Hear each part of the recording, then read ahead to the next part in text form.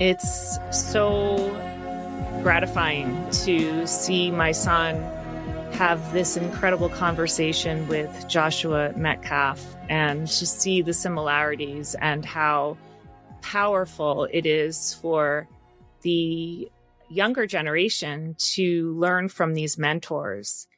And I do believe that when we expect the best, we get it. And sometimes that means that incredible people come into our lives and we attract them just by being authentic and doing the work on ourselves. So welcome to the Karena, Virginia podcast, where we expect the best and get it.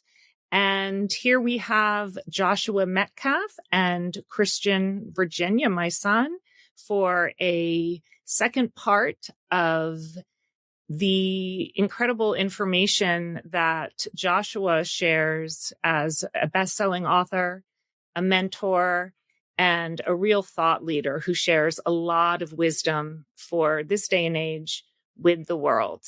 So here we go. Thinking about how things used to be. I mean, I had an Italian father and an older brother, and I told you about my father. You would have gotten along with him. And Christian only knew him until, he passed away when Christian was 2.5, which is so sad because I wish so much my kids grew up with him, but they have lots of stories. But he, if someone did something to me, like if a guy came after me or something, my brother would be like, oh, I'm going to kick his ass. And I'd be like, no, please, no. And I'd run home so fast. And he'd be like, I'm meeting you at the church. And then he'd come home, he'd be like black eye, the whole thing. But that's the way it used to be, And I mean, I never liked fighting, but my father would say, you take care. You do what you need to do for the sisters. You take care of the men. And it was like, I couldn't have a guy boyfriend that was older than me because my brother would be like, you stay away from my little sister. But, it's different now. Yeah. It's so different. It's a very different world. But my brother said to me in something where I had kind of gone out publicly about something that I thought was extremely important and I was a little naive to how much hate I would get for it. It was a really hard time in my life. But my brother said to me, you know what, Karena, just very few words, but I'll never forget this. You know what, Karena? It's never easy being a pioneer. And usually when you're a pioneer, you don't even see the awards of it in your lifetime.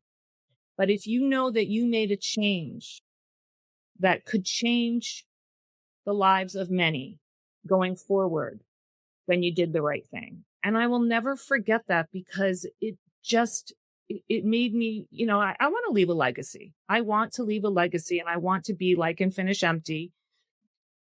I'm going to show it again to people who are watching. Amazing book. I don't want to be on my deathbed, but when I am on my deathbed, I don't want to feel like, oh, I should have done that.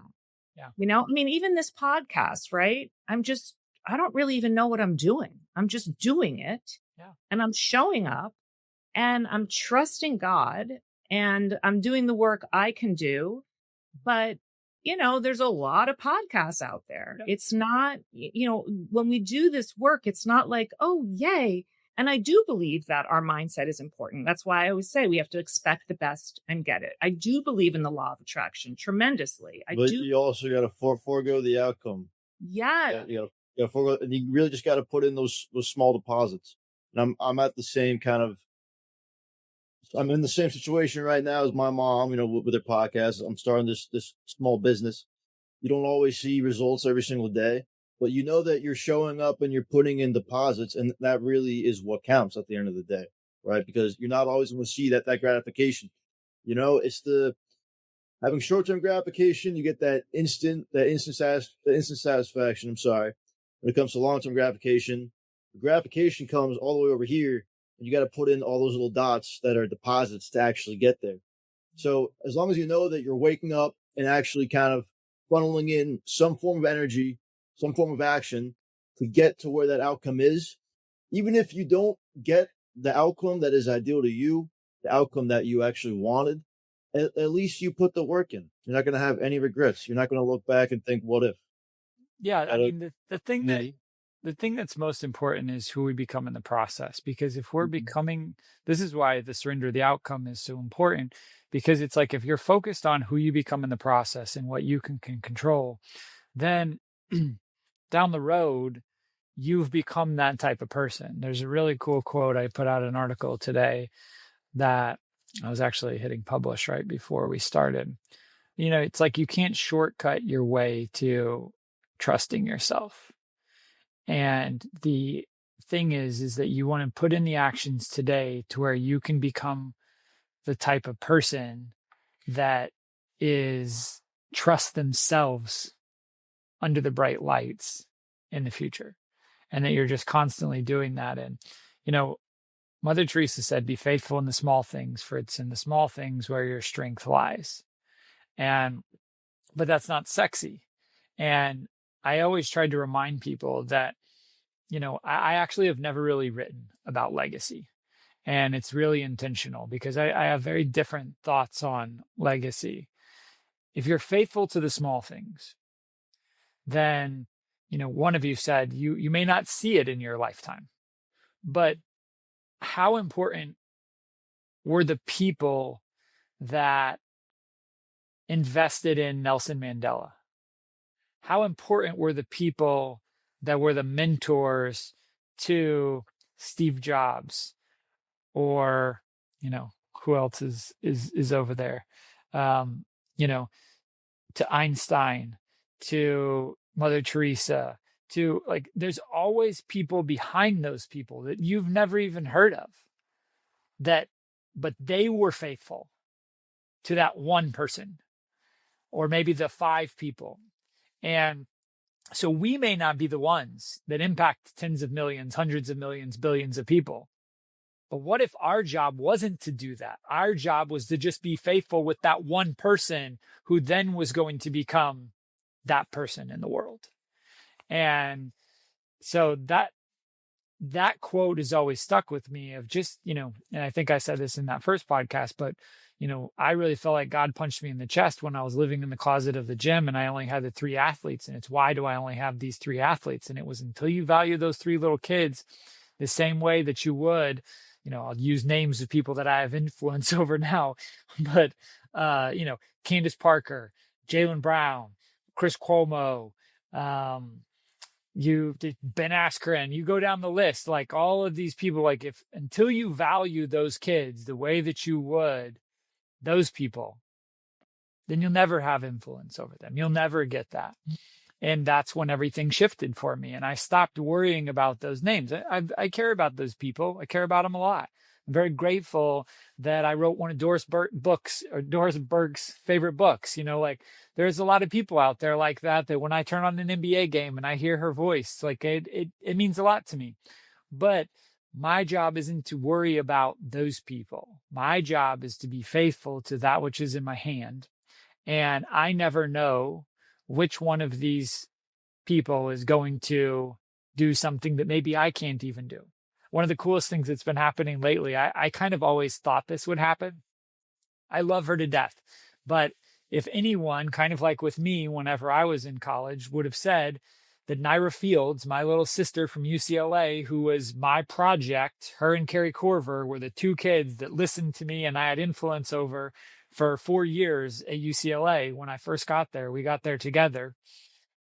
Nobody would have thought that Naira Fields would be doing what I do.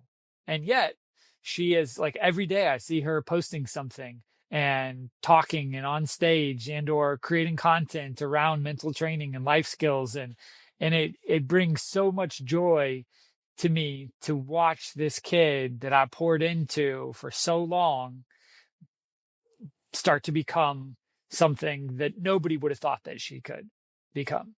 And everybody knew. I mean, she won gold medals and she's a freak athlete, an incredible basketball player.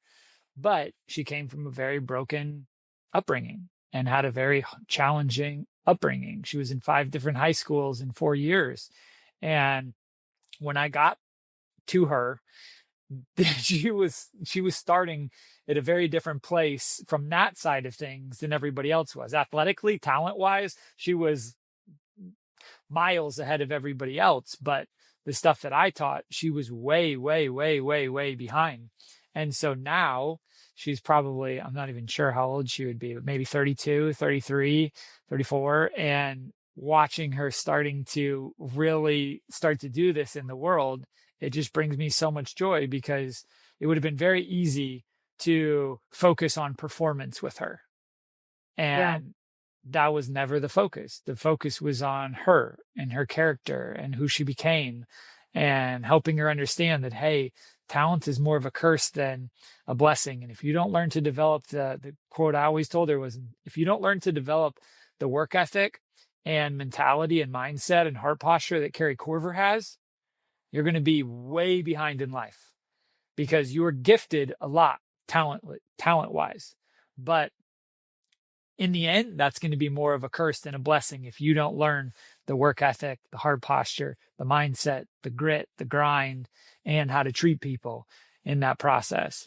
And so we just don't know. Just be faithful in the small things, for it's in the small things where your strength lies. I love that. Christian, do you have any more questions for Josh? Well, first of all, how did you get connected to Ben Askren? Because he was one of my favorite UFC fighters. And hearing you say that you're actually able to go to his gym and watch him coach his kids, I mean, that's incredible. So here's what's fascinating to me about this is it wasn't that hard, but I'll tell you how I got connected to him. But the bigger point is, going back to what you said earlier, you can get to anybody today. It is possible to get to almost anyone. But like, I won't say the name of the brand, but one of the biggest wealth management brands in the entire world, top 4. I went to a small event, and the person that runs wealth management for North America was putting on this event. And afterwards, I went up, and there's only 40 of us in the room, and a few very high profile people that they had on stage that he was interviewing. And I walked up to him afterwards, and I hand him a copy of Chopwood Carry Water. And he goes, "Oh, love this book. Incredible. Actually, Lou Holtz gave me this book 7 years ago. And I've given this book away to hundreds of people. He talks about the book for like 3 minutes. It gets to the point where I finally go, yeah, that's awesome. I just wanted you to have a signed copy. And he goes, how did you get a signed copy? I was like, yeah, that's kind of what I thought. But this is a person of massive influence, massive wealth, had never reached out to me. He's like, do you do speaking engagements? And I'm like, yes, but never had reached out.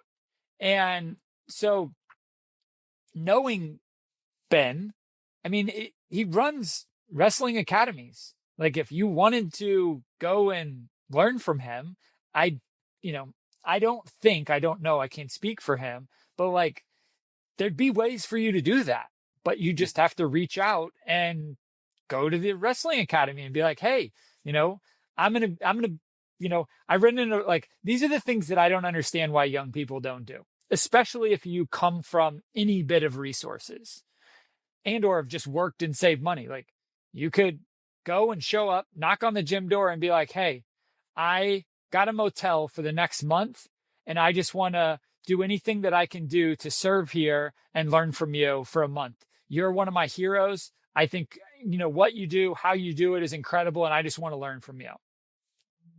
There's very few people that are going to be like, yeah, kick rocks.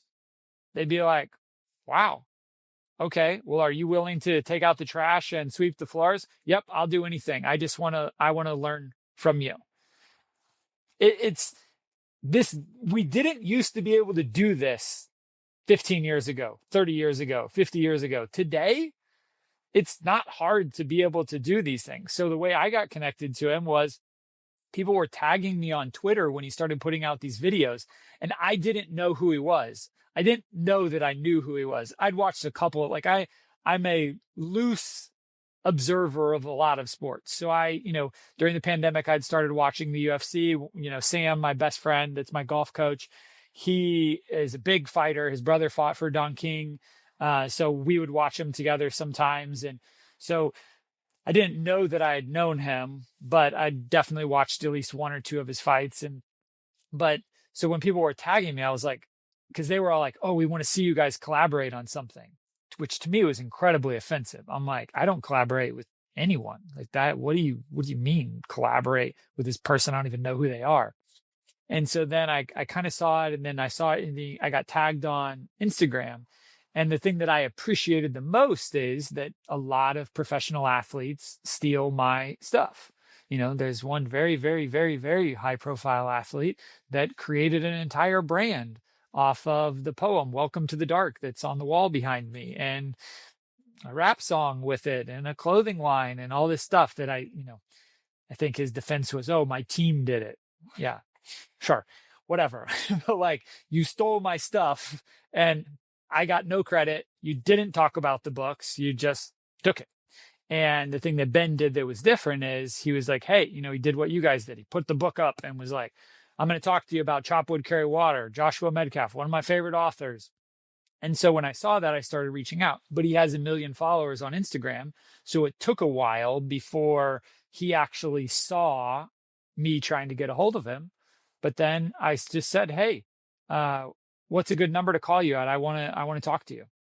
And then I got on the phone with him and I said, hey, I want to come hang out with you. And he was kind of like, okay, what do you want to do? And I was like, I don't care. I'm just going to come and spend time with you. And so, but that is now one, I've kind of earned that right. So it's a lot easier for me today to do that. But like I said, the strategy I gave you or any other kid, like it would, again, I don't know that he would say yes, but what's the worst case scenario if you did stuff like that? And the thing is, all you got to do is ask. I remember my junior year of high school.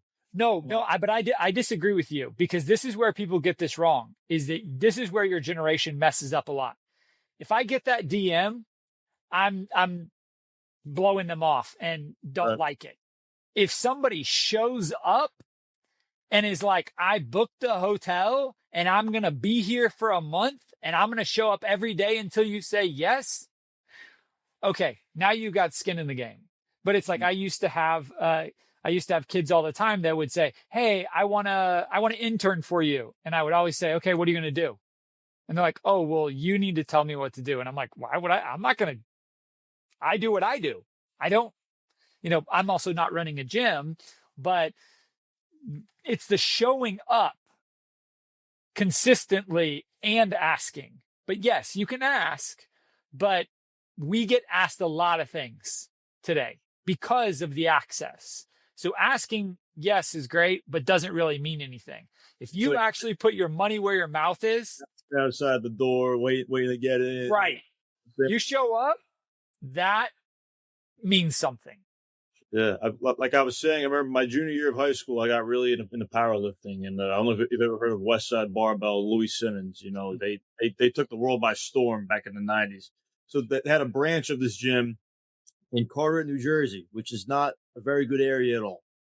And it was an invite-only powerlifting gym. And I remember rolling up hour drive away from me, and the owner of the gym, this guy who knew Louis Simmons very well, this renowned powerlifter, was just kind of sitting inside the gym, talking to people who actually had an invite to be inside the gym and to train in this gym, right? I remember I just kind of rolled in. In hindsight, this was very, very ballsy of me.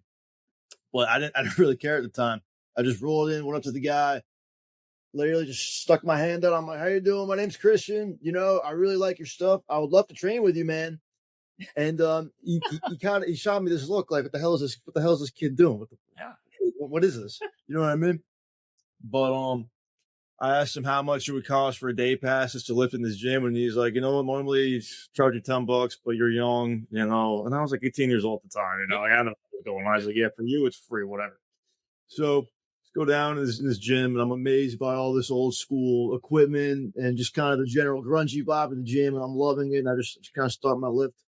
guy comes down, we start shooting the shit a bit more, and he's like, "What is your sport?" And I'm like, "Oh, I'm an MMA fighter. I wrestle. I wrestle. I do karate, Muay Thai, boxing, all that stuff." And he's like, "Why the hell are you doing powerlifting? You got to train to be fast." You know what I mean? Because powerlifting and MMA, the demands that it requires, just a little bit different from a body composition wise, and from just how you would train it as a sport and in the gym are just like completely binary, just total opposite sides of the spectrum. He's like, "You need to train to be fast, kid. Listen, if you want to pull up, once a week, I'll train you in a powerlifting sense, but also in how to be fast." And I was like, "Oh, okay, all right, awesome." All I had to do was really just show up, and I do understand your point about how normally it does require a bit more.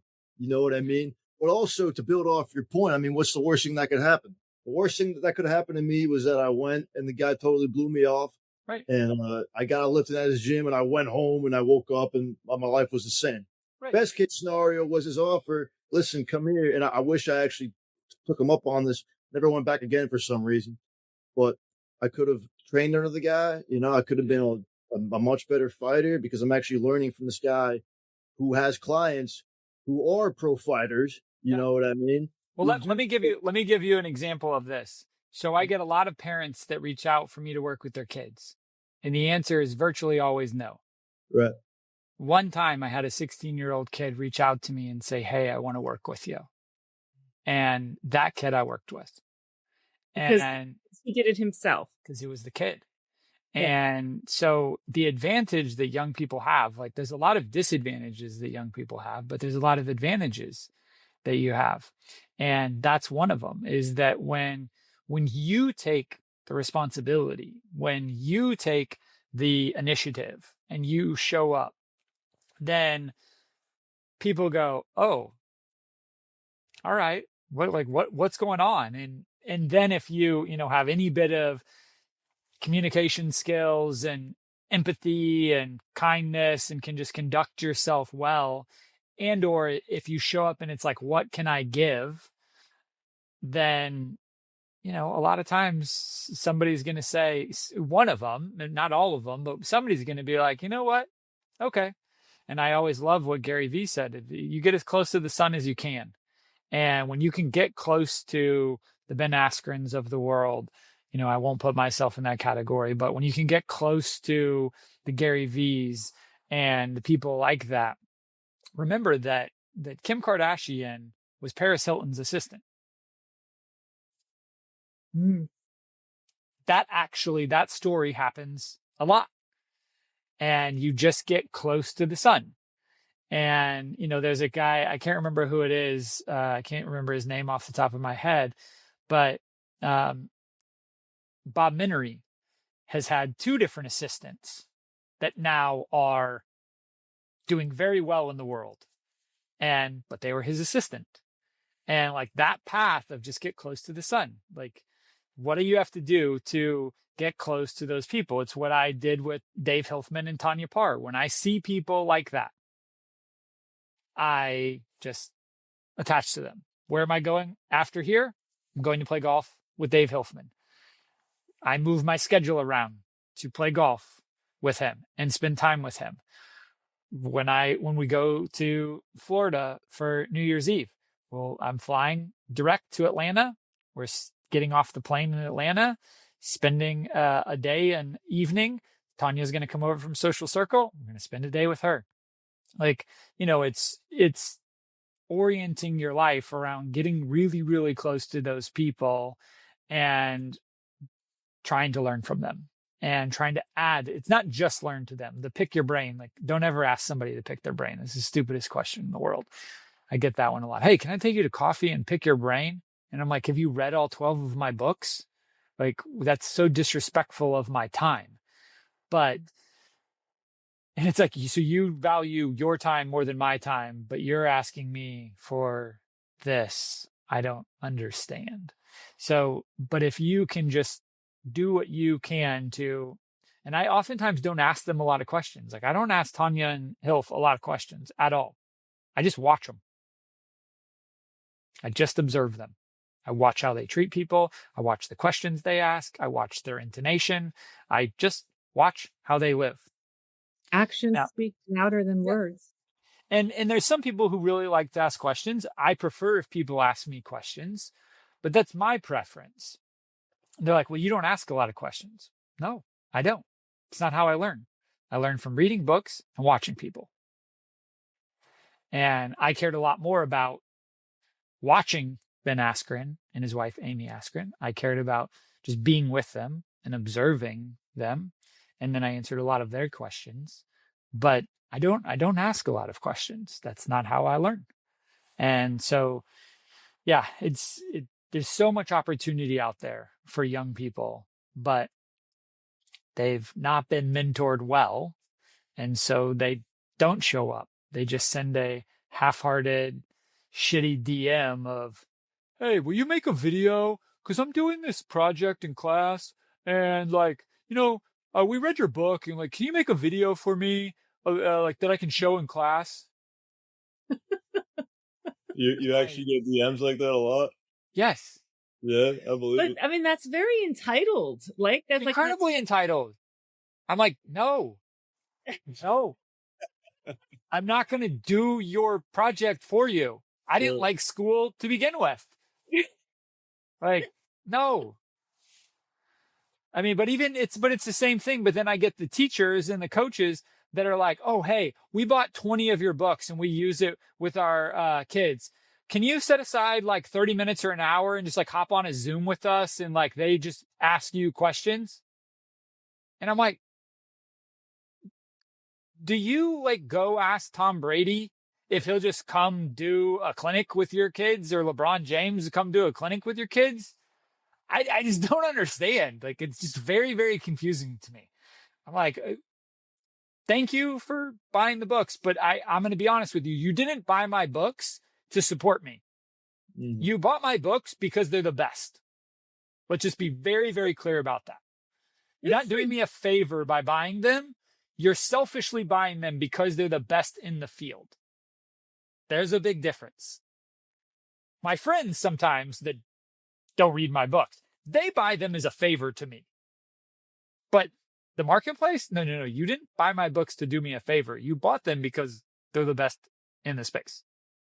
But it's, and I mean, you vouch, right, Christian? You learned so much. Absolutely. I learned so much from them. And I originally bought Chopwood Carry Water for Christian. And I was like, this book is so good. And I read it boom. And then that's when I reached out to you. I want to be very respectful of your time, Joshua. And I want to say thank you so much again. And I say that from my heart, and also thank you so much for being a mentor to my son in so many ways.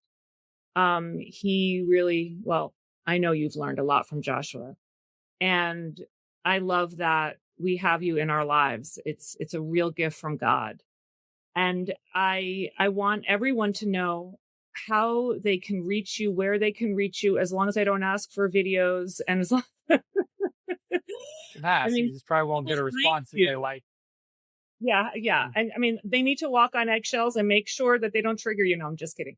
But where can people find you? And, obviously you have incredible books and there's Amazon, but where can they find you if they want you to speak somewhere, or if they're looking? Again, it's very so the Warriors organization asked for me by name, and the speaking agency, she sent our, my assistant an email, but my childhood best friend is my assistant, and she's dealing with some stuff right now. So she wasn't immediately responsive. I'd seen it. She'd forwarded it to me, but she was in the process of getting back.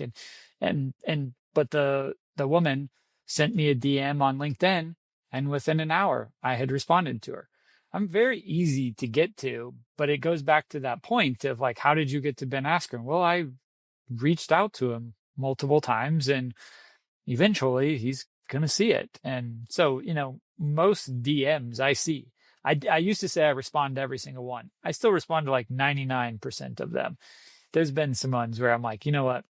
I'm not even dignifying this with a response anymore. But yeah, it's very easy to get to me and especially on, whether it's Instagram, whether it's Twitter, but even LinkedIn, I see those come through, emails. It's not hard. That's why I always laugh when somebody goes, "Oh, well, we didn't know you do this, or how do I get a hold of you?" I'm like, it's very easy. Yeah, well, that's wonderful to know. And my number, in one of my numbers, I don't carry that phone anymore, but the number's in the back of my books. Like the 918 number that I've had since I was 16 years old. It's in the back of my books. Like, I'm very easy to get to. To get all the way to me is trickier, but like to just get me to see a message and probably respond to a message is very, very easy. Okay. Well, I highly recommend Joshua's books. And if you want to know the first book to get, Chop Wood, Carry Water, as you can see. And the 10-year hardcover or 10-year anniversary hardcover released right before Christmas. So it's a good gift for Christmas presents and people that love Chop Wood. It's, it's a traditional cost of a hardcover book, but it is for those that love Chop Wood. That's why I wanted to put it out there, because you can see from your book that it gets used so much, they really get beat up. And so I was like, what's a cool thing that people can have in their office, on their desk? And, I know a lot of NBA GMs and presidents that it's kind of the book that they give and recommend to everyone. And I'm like, I'd like people to have a hardcover. So it was the first hardcover we'd ever done. So, well, it's a great gift, a hardcover. And yeah, it's a great, great gift anytime. And I highly recommend it. Christian, Josh, it was a lot nicer to be able to talk to for this amount of time. So just that little 5-minute soundbite we had on my mom's other podcast. I think you've done great things, and I really appreciate your literature. I'm going to continue to read it. So I finished all of Chop Wood, Carry Water, a little bit of Finish Empty. I got Pound Stone next up on my itinerary, but awesome. Really, really great work. It actually did help me out a lot, because a lot of the stuff that you preach is very, very relevant in my own life. So it was really great to see your personal philosophies and apply them to my current going-ons, and overall, very, very fruitful stuff, and I appreciate you a lot. Well, thank you guys, and thank you again for having me, and glad that we could make this happen. Thank you so much for joining my son Christian and me and the Karena Virginia podcast, where we expect the best and get it. You can find me on Spotify, you can find me on Apple, and please subscribe to Karena Yoga, Karena Yoga, for the YouTube videos, and you will receive a notification when a new podcast is released. So thank you again, and may you believe and trust that everything is in divine order. Bye-bye for now.